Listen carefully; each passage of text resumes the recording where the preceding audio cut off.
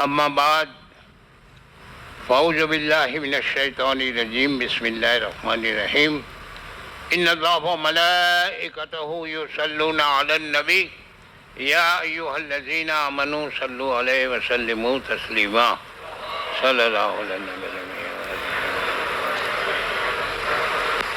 वाजिब ताज़ीम वल एहतराम हज़रात सादात किराम, उंगली रखना। दीगर उलमा इज़ाम और इस मज़मून में शामिल मेरे तमाम सुन्नी जन्नती भाइयों, अस्सलामु अलैकुम।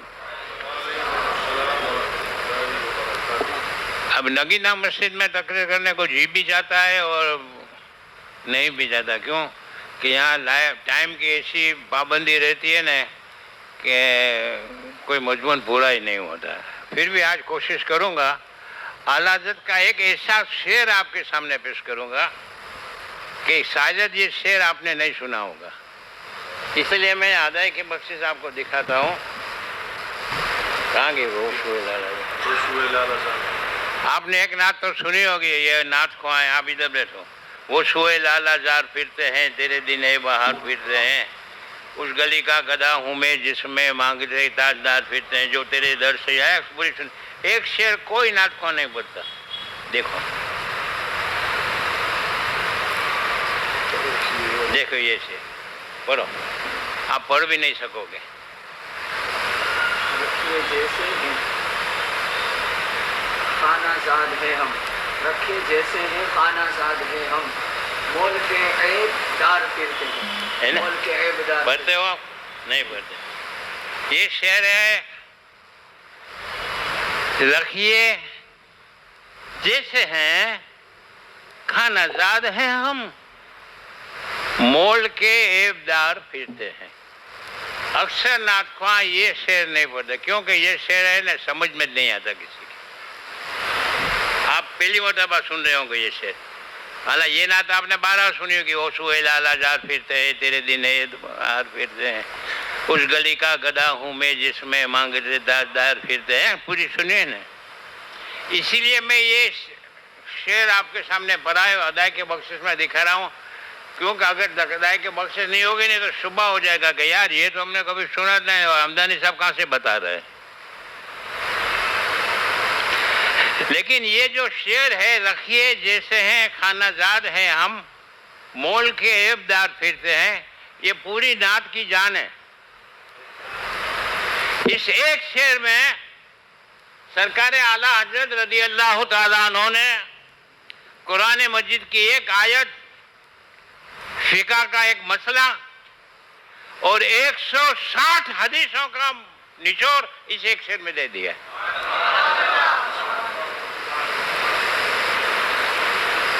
शेर को समझिए, पहले मतलब समझिए। रखिए, रख लो यार, रख लो ना। रखिए जैसे हैं खाना ज़ाद है हम, या रसूल अल्लाह रख लो, कबूल कर लो, हम जैसे भी हैं, गुनहगार हैं, स्याकार हैं, बदकार हैं, लेकिन या रसूल अल्लाह हम आपके खाना ज़ाद हैं। क्या है? अब खाना ज़ाद समझ में नहीं आएगा, नहीं आता ना। लुगत उठाकर देखो तो खाना ज़ाद उसको कहा जाता है कि मालिक के घर में नौकर की औलाद जो पैदा होती है ना, उसको खाना ज़ाद कहते हैं।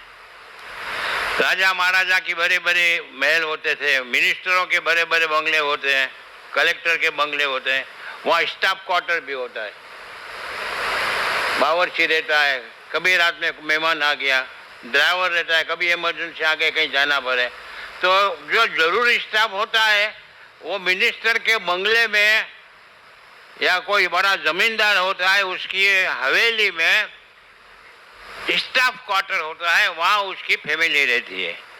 तो जाहिर बात है कि जो फैमिली के साथ रहेगा तो औलाद पैदा होगी। तो उस औलाद को क्या कहा जाता है? खाना ज़ाद। आप समझ लो, बिल्कुल आसान समझ लो। खाना ज़ाद यानी मालिक के घर में पैदा होने वाली नौकर की औलाद। अब याद समझ गया رکھیے جیسے ہیں خانہ زاد ہیں ہم، مول کے عیبدار پھرتے ہیں۔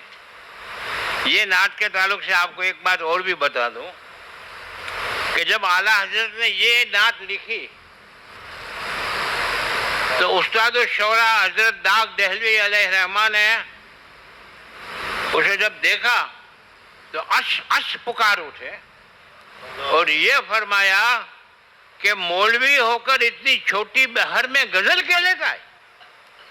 اور فوراً داغ دہلوی نے ایک شعر لکھا، ملک سکھن کی شاہی تم کو رضا مسلم، جس سمت آ گئے ہو سکے بٹھا دیے ہیں۔ اعلیٰ حضرت کی نعت میں جو یہ شعر ہے وہ ان کی مہک نے دل کے، یہ اس میں جو آخری شعر ہے ملک سکھن، یہ اعلیٰ حضرت کا شعر نہیں ہے، یہ داغ دہلوی کا شعر ہے۔ اب اس نعت کا جو مقطع ہے یعنی کہ آخری شعر، وہ تو اتنا پور مغز ہے۔ اعلیٰ حضرت کیا لکھتے ہیں معلوم ہے؟ کوئی کیوں پوچھے تیری بات رضا، تجھ سے کتے ہزار پھرتے ہیں۔ اب بعض نعت خواں یا تھوڑا ترمیم یعنی کہ پھیر پھار کر ڈالتے ہیں کہ تجھ سے کتے ہزار پھرتے نہیں پڑھتے، بلکہ پڑھتے ہیں تجھ سے شیدا ہزار پھرتے ہیں۔ پڑھتے ہیں کہ نہیں پڑھتے؟ اکثر پڑھتے ہیں۔ اور حضور مفتی اعظم ہند رضی اللہ تعالیٰ عنہ کے سامنے اگر یہ نعت پڑھی جاتی اور مقطع میں تجھ سے کتے ہزار پھرتے ہیں کی جگہ کوئی پڑھتا کہ تجھ سے شیدا ہزار پھرتے ہیں تو حضرت مفتی اعظم ناراض ہوتے تھے اور فرماتے تھے کہ تم نے یہاں کتے کی جگہ شیدا پڑھا، شیر کا مطلب مار ڈالا۔ اب شیر کا مطلب کیوں مرتا ہے وہ بھی آپ کو سمجھا دوں۔ اعلیٰ حضرت رضی اللہ تعالیٰ عنہ کی مقدس ذات اس کے رسول میں اتنی فنا تھی کہ صحیح معنی میں وہ فنا پھر رسول تھے۔ اور اعلیٰ حضرت پہ بھی حضور اقدس رحمت عالم صلی اللہ علیہ وسلم کا ایسا کرم تھا کہ اعلیٰ حضرت کو سرکار اپنے زیارت سے بارہا مشرف فرمایا کرتے تھے۔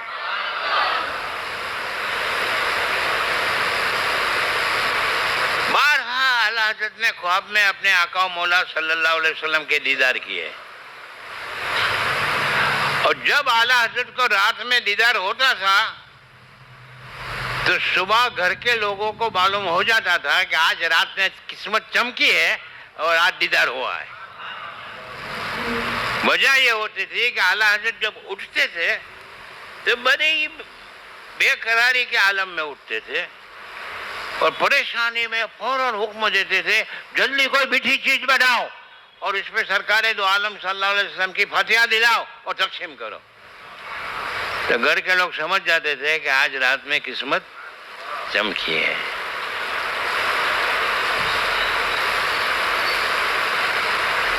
اسی لیے اعلیٰ حضرت نے ایک قطعہ میں لکھا ہے کہ خواب میں بیمار نے تیرے جلوے دیکھے، خواب میں بیمار نے تیرے جلوے دیکھے، ایک عجب لطف ملا محو تماشا ہو کر، اتنے میں آنکھ کھلی، سو گئے وقت بیدار، وقت مانے نصیبہ، سو گئے وقت بیدار، جاگنا مجھ کو ستانے لگا سونا ہو کر۔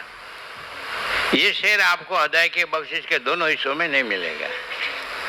اس شعر کی سند میرے پیر و مرشد حضور مفتی اعظم ہند ہے، اور پورا دن بے قراری کے عالم میں ایک شعر پڑھا کرتے تھے کہ آبے دورے دنداں میں عدن ڈوب گیا، آبے دورے دنداں میں عدن ڈوب گیا، رش کے لبے لالی میں چمن ڈوب گیا، یمن ڈوب گیا، خجلت مانے کہ شرمندگی، خجلت یہ ہوئی دیکھ کر روئے شہ کو، شبنم کے پسینے میں چمن ڈوب گیا۔ لیکن جب اعلیٰ حضرت رضی اللہ تعالیٰ عنہ سن ہجری 1323 میں حج بیت اللہ کے لیے گئے، وہاں الدولت المکیہ بالمادۃ الغیبیہ یہ کتاب لکھی، اور پھر جب اپنے آقا و مولا صلی اللہ علیہ وسلم کی بارگاہ میں حاضر ہوئے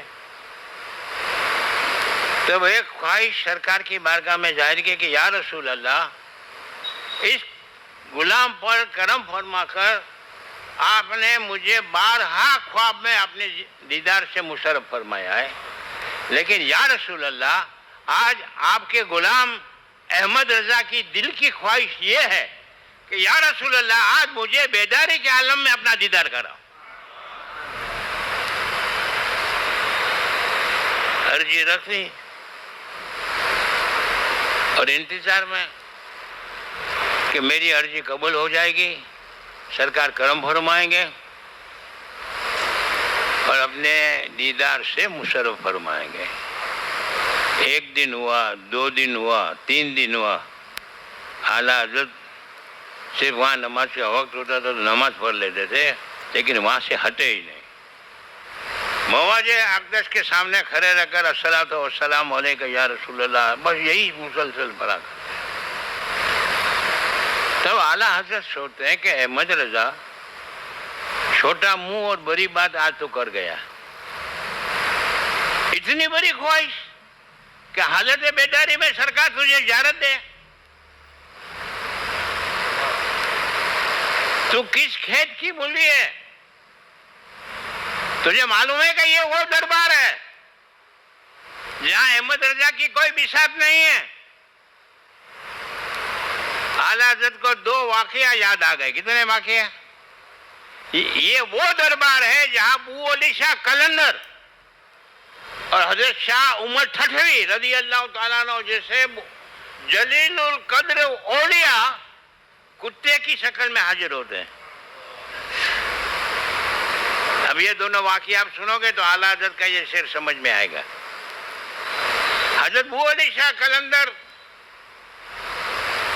ایسے عاشق رسول تھے کہ جب کوئی آدمی حج کر کے آتا تھا تو حضرت کو معلوم ہوتا تھا کہ فلاں حاجی صاحب حج سے آ رہے ہیں، ابھی تھوڑی دیر میں پہنچیں گے یہاں ہماری خانقاہ پہ، تو ابو علی شاہ قلندر خانقاہ سے باہر آتے تھے، اس کا استقبال کرتے تھے، سینے سے لگاتے تھے، پہلے تو اس کی پیشانی کو چومتے تھے، پھر اس کی آنکھ کو چومتے تھے، پھر اس کے ہاتھ کو چومتے تھے، یہ کہتے تھے یہ وہ ہاتھ ہے جو میرے آقا کی جالی مبارک کو لگ کر آئے۔ اس کی آنکھ کو چومتے تھے، یہ وہ ہے جو گنبد خضرا کے دیدار کر کے آئی ہوئی آنکھیں ہیں۔ اس کے پاؤں کو چومتے تھے کہ یہ وہ پاؤں ہیں جو میرے آقا کے مقدس دیار لا اقسم بہذا البلد وانت حل بہذا البلد، قرآن کہہ رہا ہے اس شہر مقدس شہر میں چل کر آئے۔ تو ہر آدمی یہ خواہش کرتا کہ اس حاجی صاحب کی جگہ میں ہوتا تو حضرت میری بھی اتنی عزت کرتے نا، سینے سے لگاتے، یہ کرتے۔ ایک سال ان کا خاص مرید، اس کو حج میں جانے کا اتفاق ہوا تو وہ اپنے پیر و مرشد حضور ابو علی شاہ قلندر کی بارگاہ میں آیا اور عرض کرتا ہے کہ یا سیدی یا مرشدی، آپ کی دعاؤں کے طفیل سے مجھے حج بیت اللہ اور زیارت روضہ نبی صلی اللہ علیہ وسلم کا موقع میسر ہوا ہے، حضور دعا فرما دیجئے اور کچھ وصیت کرنا ہے تو وہ وصیت کر دیجئے۔ تو ابو علی شاہ قلندر نے کچھ وصیتیں کی۔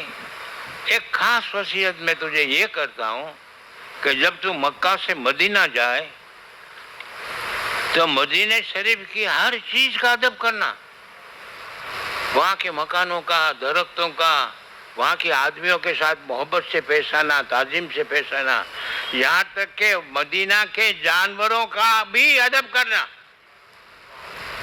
تو مرید نے کہا کہ حضور انشاءاللہ شکایت کا کوئی موقع نہیں آئے گا، میں آپ کی اس وصیت نصیحت اور آپ کے اس حکم کو ہر وقت حاضر ذہن رکھوں گا۔ حضرت نے فرمایا جا اللہ تجھے نیک توفیق عطا فرمائے۔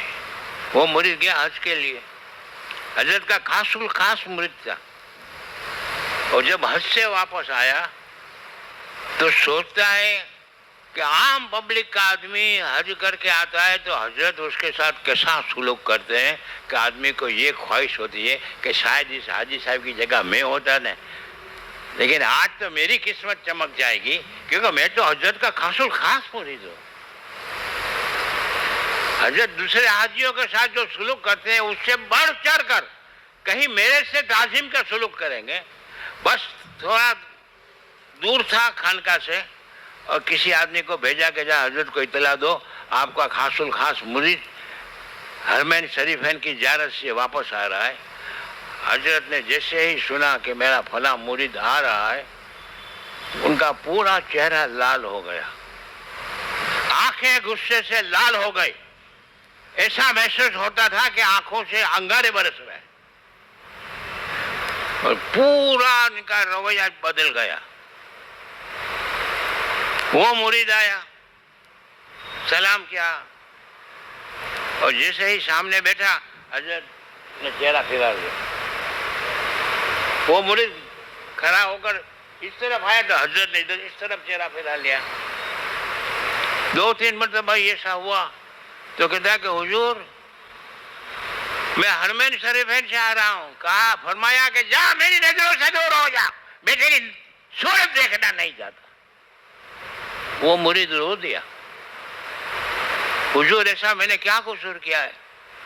عام لوگوں کے ساتھ تو جب وہ زیارت حرمین شریفین کر کے آتے ہیں اتنی محبت کا آپ اظہار کرتے ہیں کہ آدمی کو رشک ہوتا ہے کہ شاید اس حاجی صاحب کی جگہ میں ہوتا, لیکن حضور میں تو آپ کا خاص الخاص مرید.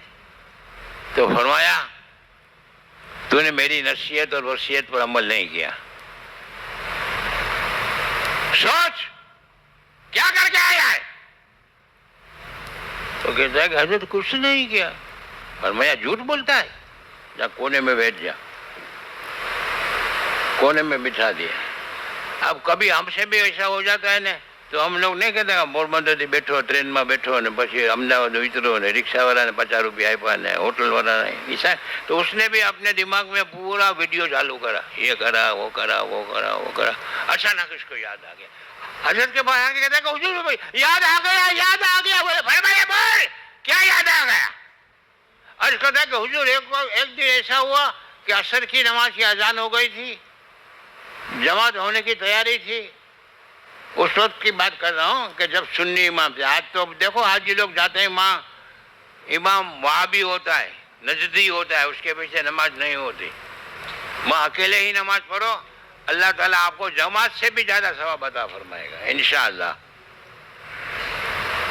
तो जमात में शामिल होने की गरज से मैं जल्दी जा रहा था. भीड़ बहुत थी कि पीछे से एक आदमी ने मुझे धक्का दिया तो मेरे दाएं पांव के अंगूठे का नाखून उसके हाथ में लगा. किसके? उस कुत्ते के वहाँ कुत्ता बैठा हुआ था, उसको लग गया. बस हजरत इसके सिवा मैंने और कोई गुनाह नहीं किया. तो फरमाया दाएं हाथ का अंगूठा लगा था ना, देख यही तेरा अंगूठा. उस वक्त मैं था और उस सूरत में था. हजरत को एक वाकया ये याद आया और दूसरा वाकया हजरत शाह उमर ठठवी का याद आया. अल्हम्दुलिल्लाह इनके मज़ार नगर ठट्टा पाकिस्तान में है. मुझे हाजिरी का शर्फ हासिल हो गया है. हजरत मैं गया हूँ 1 मिनट के बाद. शाह उमर ठठवी का भी यही आलम था, वो अली शाह कलंदर जैसा. उनके एक साहबजादे थे, उस जमाने में हज के काफिले पैदल जाते थे, घोड़े पर या दूसरी कोई सवारी पर, लेकिन उस जमाने में कोई सहूलतें नहीं थी. उनके एक साहबजादे थे, वो हर साल हज के जो काफिले होते हैं ना, हमारे यहाँ कैसे टूर होते हैं, उस जमाने में हज के काफिले चलते थे. उनको बोल देते थे कि मैं इंशाल्लाह इस साल आपके साथ आऊँगा. और हजरत का जो मकान था ना वो लबे शहर था, यानी कि गाँव ना खूणे, गाँव ना किनारे. तो काफिला यहाँ से चला, पोरबंदर से, मेमनवाड़ से लिया, सिपाहीवाड़े से लिया, लेते कमलाबाग पास होके वहाँ पहुँचे. वहाँ हजरत का घर था बाहर. तो जैसे ही काफिला जाता था कि शहजादे हज का काफिला आ गया है चलो, तो शहजादे जाते थे वाली साहब के पास कि हुजूर हज के लिए जा रहा हूँ, काफिला बुलाने के लिए आ गया है, इजाज़त दीजिए और दुआ कर दीजिए. تو حضرت فرماتے تھے نہیں جانا، سامان کھول دے۔ 1 سال 2 سال 7 سال تک ایسا ماجرا ہوا۔ کتنے سال تک؟ اب وہ شہزادے بھی عاشق رسول تھے، وہ بھی بے چین تھے مدینہ شریف کی حاضری کے لیے۔ اپنی والدہ سے عرض کرتے کہ اماں کو کیا ہو گیا ہے؟ کئی سالوں سے یہ عالم ہوتا ہے کہ حج کا قافلہ مجھے بلانے کے لیے آتا ہے، میں ابا سے اجازت لینے جاتا ہوں، ابا فرماتے ہیں نہیں جانا، سامان کھول دے۔ اب امی مجھ سے بھی نہیں رہا جاتا، آپ سفارش کر دیجئے۔ تو حضرت کی اہلیہ محترمہ نے حضرت کی بارگاہ میں سفارش کی کہ حضور ہمارا ایک اکلوتا بیٹا ہے، وہ ہر سال حج کا سامان باندھ کر قافلے کے بلانے پر آپ کے پاس اجازت لینا آتا ہے، آپ فرما دیتے ہیں نہیں جانا حج کو، سامان کھول دے۔ اب حضور اس کی کیا غلطی ہے، کیوں نہیں دیتے اجازت؟ تو سنو ایک لفظ فرماتے ہیں بیگم جس دن تیرے اور میرے لڑکے میں مدینہ طیبہ کا ادب کرنے کی تمیز پیدا ہو جائے گی اس دن اجازت دے دوں گا۔ کیا ان کا عشق۔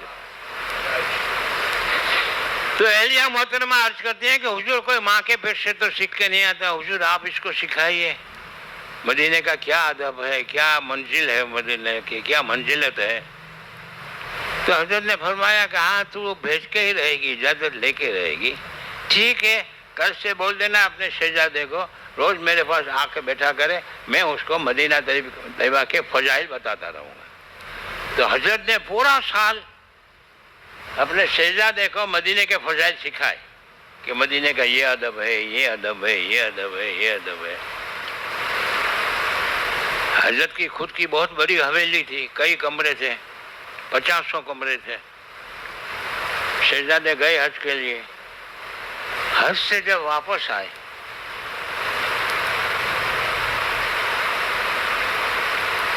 اور ندا ہوئی کہ شہزادے حج کر کے آ گئے، شہزادے آ گئے، جیسے ہی حضرت شاہ عمر ٹھٹوی نے یہ سنا اپنی گدی سے کھڑے ہو گئے، ایک کمرے میں گھس گئے، اندر سے کیوار بند کر دیا۔ سب پکار رہے حضرت کھولو، شہزادے حج کر کے آ گئے ہیں، کھولو، نہیں کھولتے، نہیں کھولتے۔ ان کی اہلیہ نے جب لوگوں نے بہت ہی اصرار کیا، گزارش کی، اللہ رسول کا واسطہ دیا، تب ناراض ہو کے دروازہ کھولا، اور دروازہ کھولتے ہی اپنی اہلیہ محترمہ سے فرمایا کہ بیگم میرا کہنا مانی نہیں، میں نے تجھے کہا تھا کہ جس دن تیرے اور میرے بیٹے میں مدینہ طیبہ کا ادب رکھنے کی تمیز پیدا ہو جائے گی اس دن میں اجازت دے دوں گا، تو مانی نہیں، مجھ سے اجازت لی اور بھیجا اس کو، پوچھ اس نالائق سے کیا کر کے آیا ہے۔ تو اہلیہ اپنے بیٹے سے بولتے ہیں کہ بیٹا تیرے ابا کہہ رہے ہیں کیا کر کے آئے تھے؟ اماں کچھ کر کے نہیں آیا، میں گیا یہ سب بتایا، یہ کر کے آیا، کچھ نہیں کہا۔ تو حضرت فرماتے ہیں جھوٹ بول رہا ہے، اس کے کونے میں بٹھا دے اور اس کو بول کے پورا دماغ میں چلا کیا کر کے آیا ہے۔ تو تھوڑی دیر بیٹھنے کے بعد سوچتے ابو ایک چیز یاد آ گئی، بولا بول کیا یاد آ گیا بول۔ تو شہزادہ عرض کرتا ہے کہ حضور میں ایک دن مسجد نبوی میں ظہر کے بعد کوئی کام نہیں تھا تو مسجد میں بیٹھا کچھ درود وغیرہ پڑھ رہا تھا، تو ایک خصیل کتا مسجد کے قریب آیا اور مسجد کی دیوار سے اپنی پیٹھ کو رگڑنے لگا۔ تو مجھے اچھا نہیں لگا کہ یہ کتا مسجد نبوی کی دیوار کو اپنی پیٹھ سے رگڑ رہا ہے، تو میں نے کر کے بھگانے کی بہت کوشش کی، لیکن وہ میری طرف کو التفات ہی نہیں کرتا تھا، سنتا نہیں تھا۔ مجھے غصہ آ گیا، میں نے اس کو 3 لکڑی مار دی۔ کتنی؟ تو حضرت نے فرمایا 3 لکڑی ماری تھی نے، آ جا۔ کرتا اونچا کیا اور دیکھ لے یہ 3 لکڑی ہے۔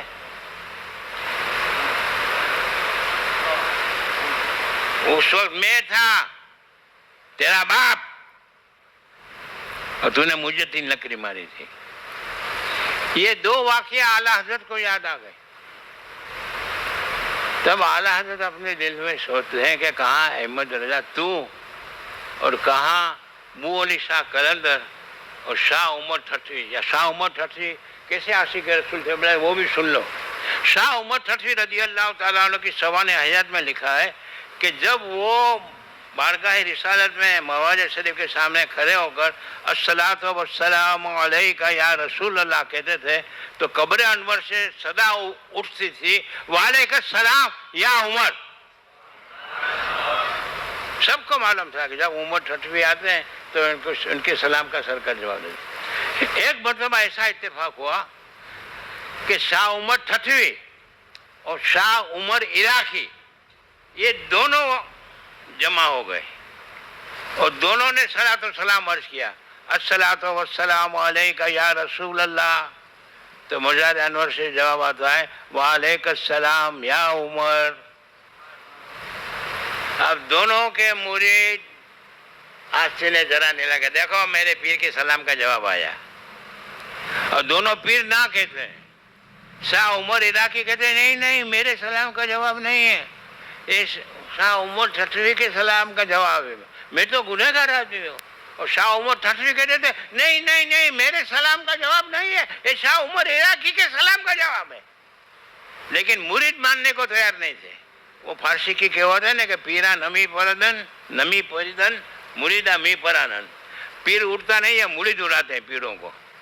اکثر دیکھو نا تو پیروں کی کرامت مرید بتا دیں کہ میرا پیر ایسا ہے میرا پیر ایسا ہے. گانجے کا نمبر بتا دے واہ پیر صاحب بھاری نمبر لگ گیا سپلیکیٹ لگ گئی آج تو ہے نا یہ ہوتا ہے. اب وہاں گنبد خضرا میں مواجہ شریف کے سامنے آواز بلند ہو گئی. وہاں ایک کتب موجود تھے دونوں کو ڈانٹا دونوں کے مریدوں کو ڈانٹا. بولے کہ یہاں سرکار کی بارگاہ میں آواز بلند کرنا منع ہے. قرآن کہتا ہے لا ترفعوا اصواتکم فوق صوت النبی. یہ حکم صرف سرکار کی ظاہری حیات میں نہیں تھا بلکہ آج سرکار کی آرام گاہ میں بھی یہی ادب ہے. خاموش ہو جاؤ. تو وہ بولتے ہیں کہ حضور ہمارا فیصلہ تو کر دو کس کے سلام کا جواب ہے. قدس صاحب نے فرمایا ابھی فیصلہ کر دیتا ہوں. دونوں عمر قریب قریب کھڑے ہو جاؤ اور دونوں ایک ساتھ سلام عرض کرو. تو عمر ٹھٹوی اور عمر عراقی رضی اللہ تعالیٰ عنہما دونوں قریب کھڑے ہو گئے اور دونوں نے کہا الصلاۃ والسلام علیکہ یا رسول اللہ. تو مزار اقدس سے جواب آیا وعلیکم السلام یا عمر ٹھٹوی. تو اعلیٰ حضرت کو یہ دونوں بزرگ کے واقعہ یاد آ گئے کہ احمد رضا کہاں تو اور کہاں یہ بزرگ جب یہاں کتے کی شکل میں گھومتے ہیں تو تیری کیا مثال. تو فوراً شعر لکھتے ہیں کوئی کیوں پوچھے تیری بات رضا تجھ سے کتے ہزار پھرتے ہیں. بس یہ شعر لکھنا تھا کہ فوراً کیا دیکھتے ہیں کہ جعلی اقدس کے اوپر سرکار دو عالم صلی اللہ علیہ وسلم کا نورانی چہرہ نظر آیا. فوراً شعر لکھتے ہیں پیش نظر وہ نو بہار سجدے کو دل ہے بے قرار روکیے سر کو روکیے ہاں یہی امتحان ہے. اب دیکھو ابھی تو شعر وہ جو میں نے پڑھا اس کی تصریح شروع نہیں کی. رکھیے جیسے ہیں کھانا زاد ہے ہم مول کے ابدار پھرتے ہیں. وقت پورا ہو گیا. ابھی میں بولوں گا تو 3000 روپیہ فائن لگ جائے گا. لہٰذا انشاءاللہ کبھی موقع آیا تو یہ شعر کی تصریح کروں گا. صرف اتنا یاد رکھو کہ اس شعر میں اعلیٰ حضرت نے قرآن مجید کی ایک آیت سورہ توبہ 12-11 آیت نمبر 111 ان اللہ اشتری من المؤمنین انفسهم واموالهم بان لهم الجنہ اس آیت کا پورا مفہوم اس میں بیان کیا ہے.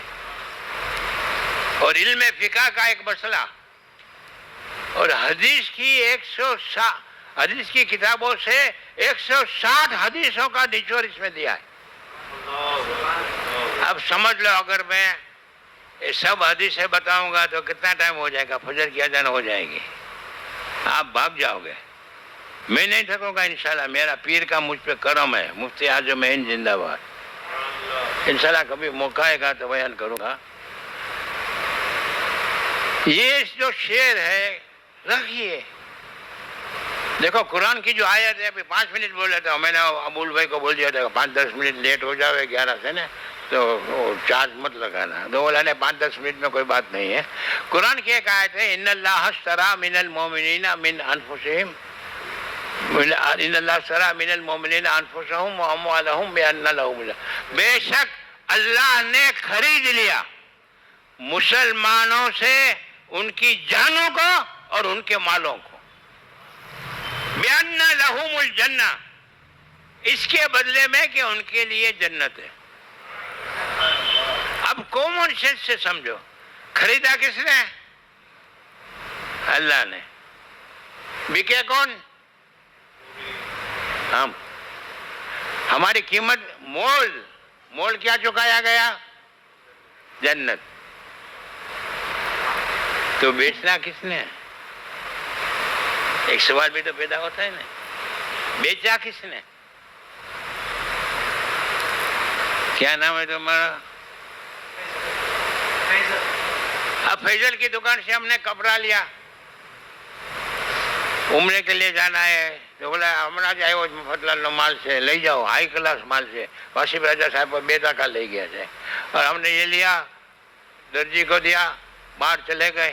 آ کے درجی کو پوچھا کہ بھائی میری 8 جوڑی بنانے کو بولا تھا بن گئی ہے. تو بولا نانی صاحب کہاں سے بناؤ؟ اس میں تو یہ داغ ہے یہاں پھٹا ہوا ہے یہ پھٹا ہوا ہے پھٹا ہوا ہے.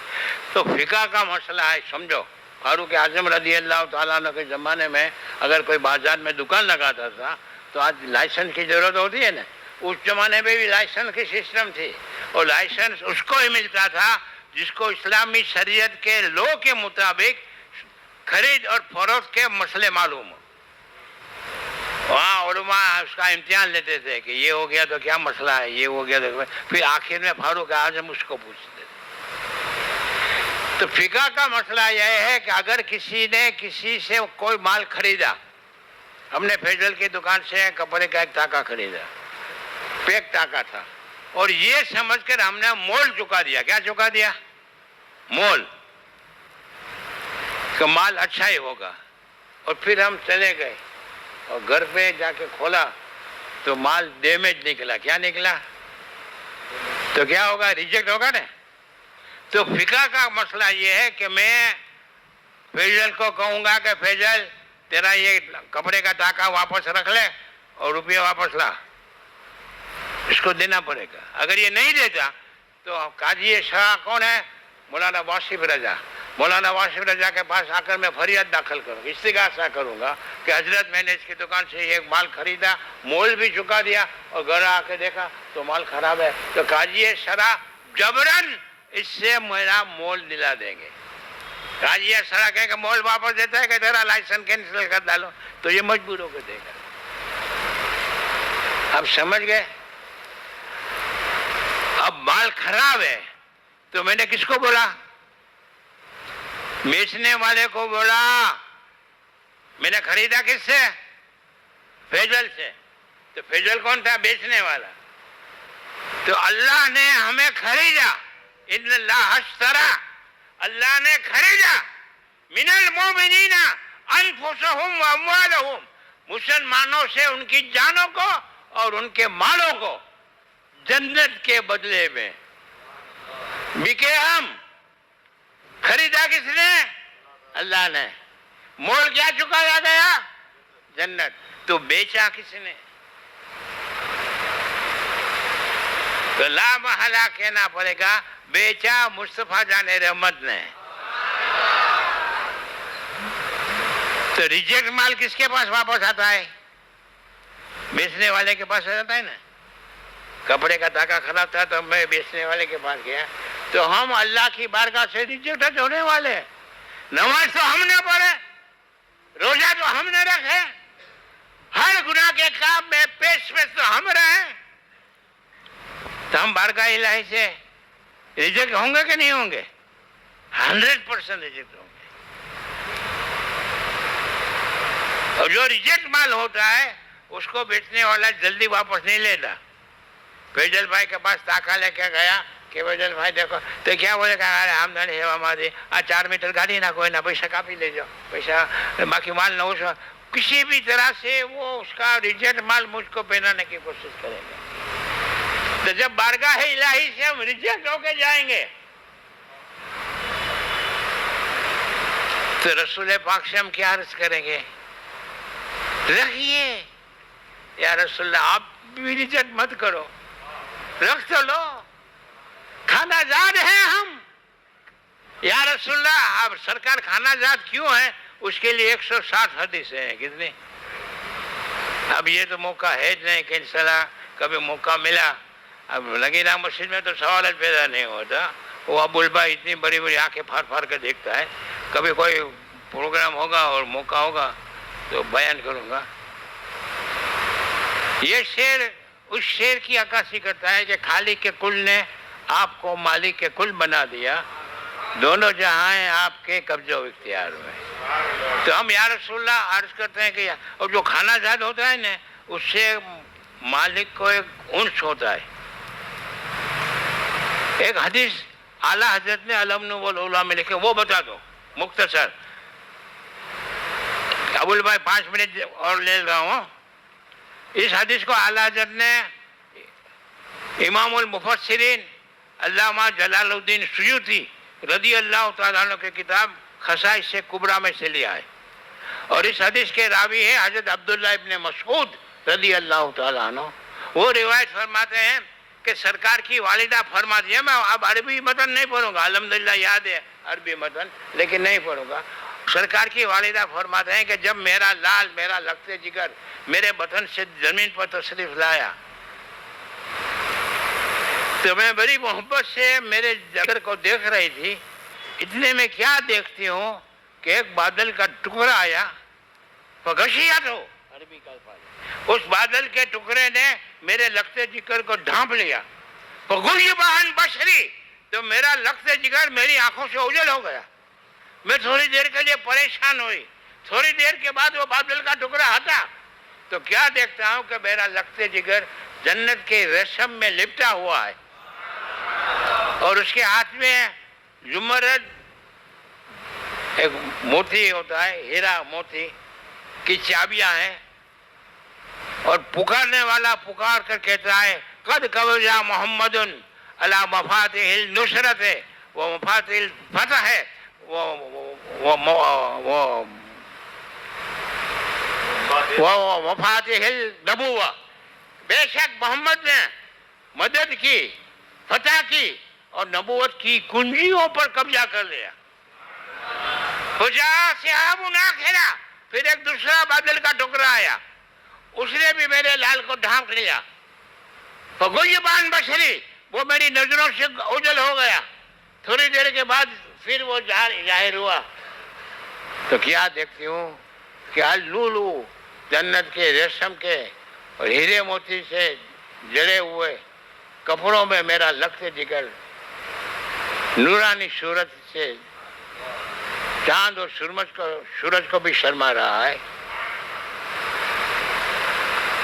وقال منادن بکھن بکھن, مبارک ہو مبارک ہو, لم یبقى شیء من الخلق الا قد قبض علیہ محمد صلی اللہ علیہ وسلم.